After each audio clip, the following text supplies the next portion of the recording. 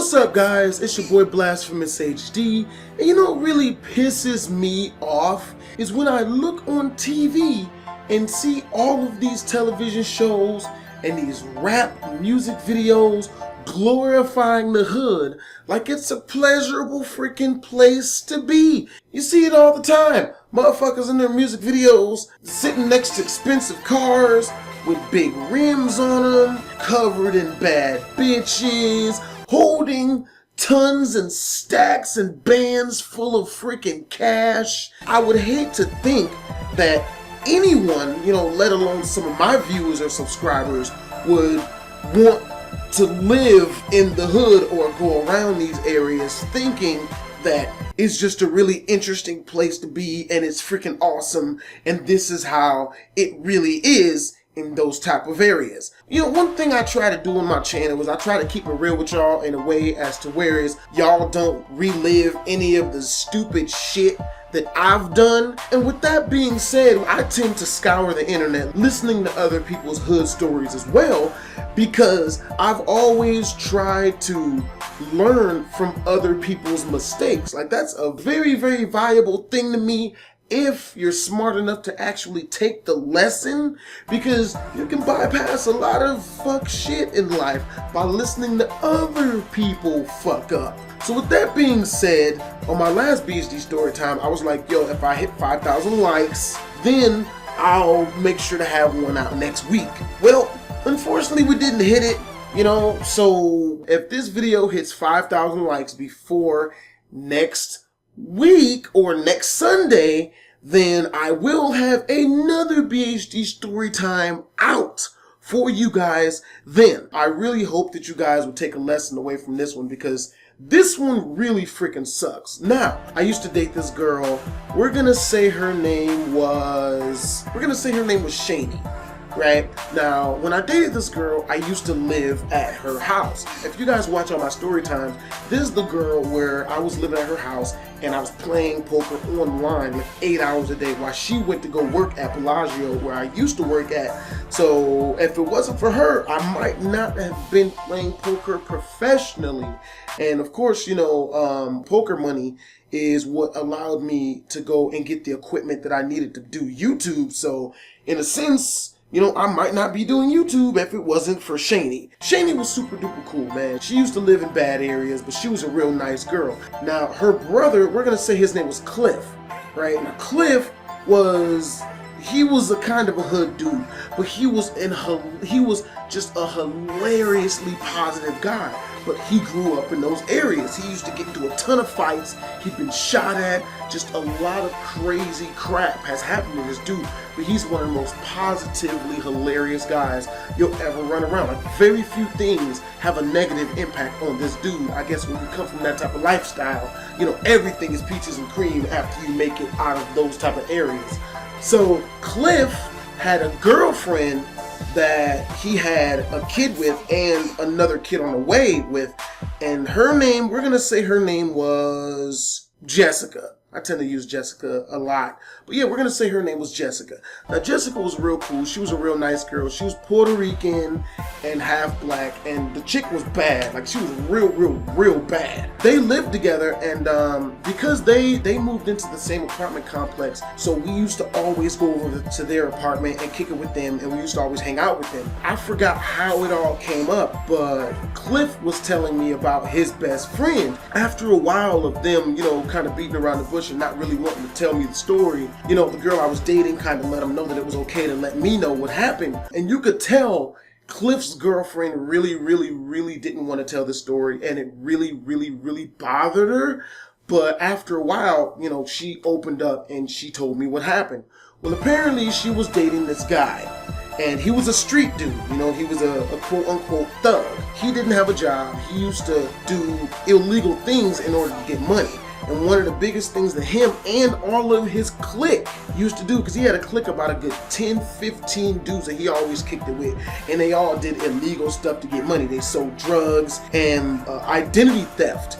What they would do was they would steal their identities, go down to Walmart, buy up a whole bunch of stuff on that guy's credit, and then they would go and sell the stuff on the street for like half of what they paid in the Walmart with the other guy's credits for. Now, they all were in on this, okay, and they had a really tight-knit group, and whenever they would hit a really big score and make a lot of money off of doing this, they would have a really, really big house party. Unfortunately, one guy in this group, he was jealous because Cliff's girlfriend's ex-boyfriend used to make a lot more money than him. He got so envious that one day, while they were all kicking it over one of the homies' house together, he stole that guy's girlfriend's purse. And of course, inside of it was her identity. So this guy then took all that stuff down to Walmart and spent like $4,000 or $5,000 on her credit.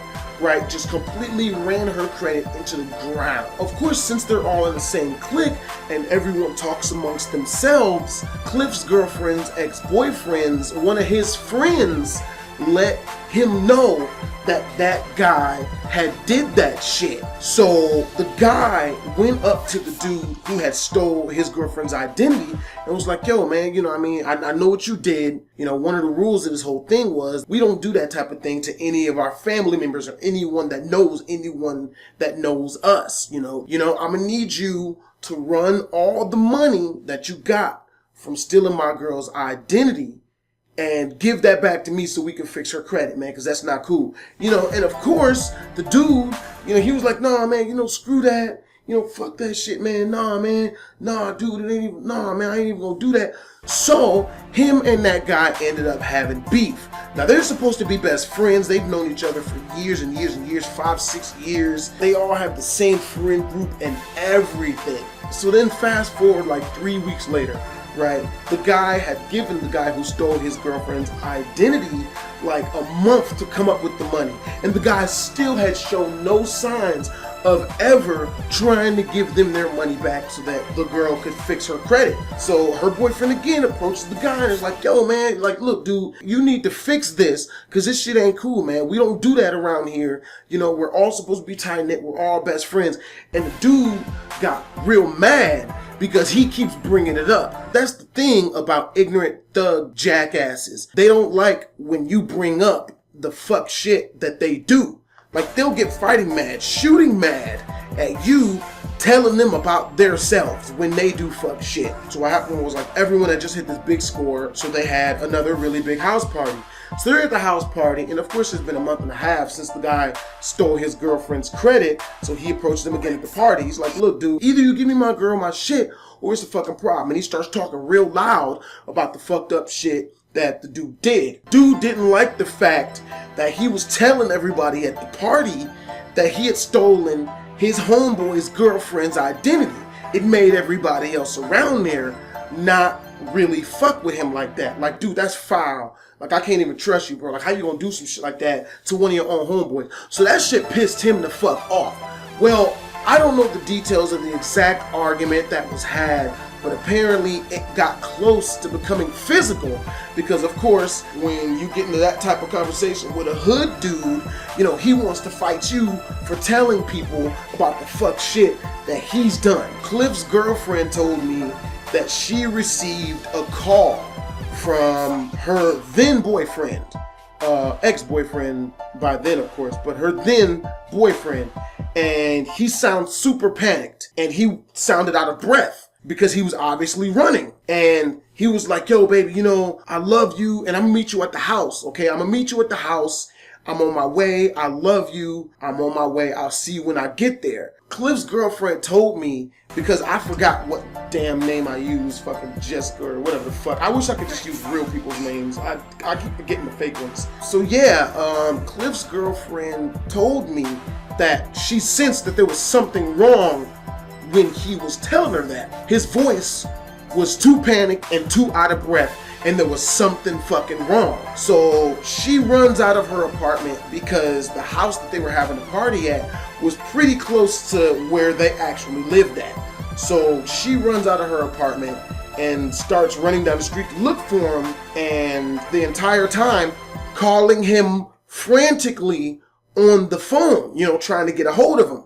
He finally picks up, and when he picks up, he jumps on the phone like, baby, I told you I can't talk. And all you hear is pop, pop, pop. 3 gunshots, which really freaked her out because the gunshots came louder through the phone than she heard in the actual distance.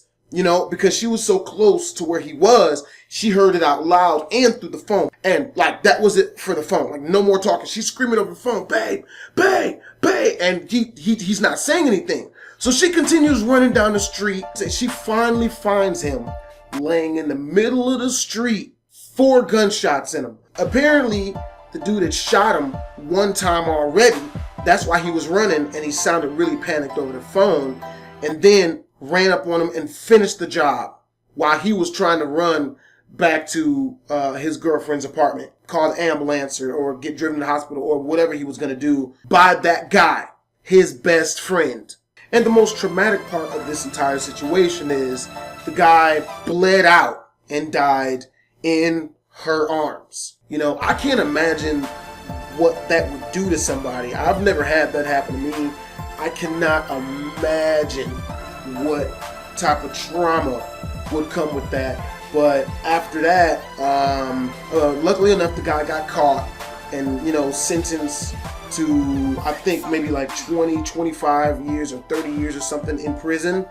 But what really sucked is the guy's family swore to God that his girlfriend, the one that watched him die in her arms, had set him up, that it was her fault. And they would come to her job and harass and scream and try to fight her. All this crazy shit, because they were in such pain over losing that guy that they just lashed out at her. She was the closest one to blame. The lesson is this. A lot of people wonder why selling drugs and, doing crime and all of this shit is like so dangerous. The real reason why this shit is so dangerous is because the only people you can really kick it with when you're doing that shit is people who are doing the same shit that you're doing. Those are the only people who will accept you for who you are because they're doing the same shit and they're the same type of person. Unfortunately, there's no real love or loyalty, especially not in any of these groups or any of the people you hang around with that do that type of thing. You never really want to associate yourself with people who are willing to go to that type of length to either get money or solve problems. Because if he was hanging out with people who were not about that life, people who were just students at school or something like that, and he'd gotten into an altercation, the worst thing that would have happened is it would have been a fight. The worst thing that would have happened. Probably not even that. They probably would just screamed at each other because the other guy wasn't willing to go to that level to fix a problem that he had with someone else. But if you're hanging around with people who are, shooting people or killing people and stealing people's identities and doing all this other grimy shit, then these are the lengths that these people are willing to go to in order to solve their problems. So, be careful with who you kick it with, who you talk to. Do not kick it with gangbangers. Don't kick it with people who sell drugs. If one of your friends starts selling drugs, fuck him. No matter how long you've known him, let that stupid son of a bitch go down by himself. You should never be willing to accrue consequences for shit that you're not really a part of or doing. And with that being said, the girl's new boyfriend was his best friend, and they started dating like a couple of months because the girl was so distraught and he was trying to be there for her. They ended up like falling for each other. And then of course the family started going after him too. Luckily enough, it never got to a point where any like real bad violence was taken, but the guy did have to fight a couple family members. They're doing a whole lot better now. I haven't really talked to him in like a couple of years because, I don't date that girl no more. So yeah, last time I talked to them, they were doing really well. The girl still has really, really, bad nightmares and post-traumatic stress, from that, but she's a lot better than what she was. I hope you guys learned something from this BHD story time. If this video hits 5,000 likes before next Sunday, then I will have another one of these out for you guys. If not, then I'll just probably start making other content for a little bit until I feel like telling another story. As always, Twisms.